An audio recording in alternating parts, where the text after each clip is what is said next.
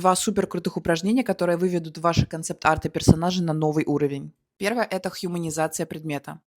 Возьмите за референс любой предмет в быту, который вам дорог, и попробуйте сделать из него человека. Но не просто потому, как он выглядит, а каким он ощущается. Подумайте, какой у этого предмета может быть характер, какие привычки, как он может выглядеть и какие особенности у него могут быть. Второе– это рисунок от рандомной формы. И это, кстати, подойдет не только для персонажей, но и для окружения. Нарисуйте свободную форму. Когда я говорю свободную, я это и имею в виду просто накалякайте какую-то историю на планшете или на бумаге. А дальше попробуйте представить, что это может быть за форма.